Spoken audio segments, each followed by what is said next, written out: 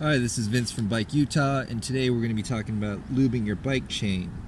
This is an important practice because it helps prolong both the life of your bike chain, but also other components on your bike that it's connected to. You want to do this every couple of months or every 100 miles or so. If you're a mountain biker and you're doing some gnarly trails where there's a lot of dirt and mud, then you're more likely going to be cleaning your bike and your chain and then lubing afterwards. So it really depends.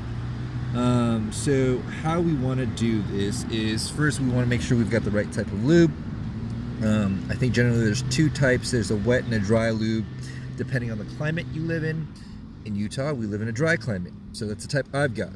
And it says what it does on the bottle. It protects and repels dirt and dust.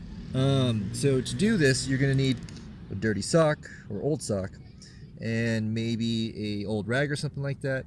You're going to want to brush or wipe off any grime or dirt that's already on the chain, and then you'll take the lube here, and I like to find the master link right here, and then you just put a drop right there on the link, start spinning it backwards, and put one on each link, if that's how you like to do it.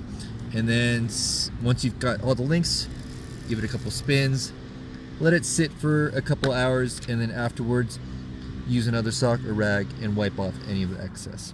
So that's how you lube your bike chain.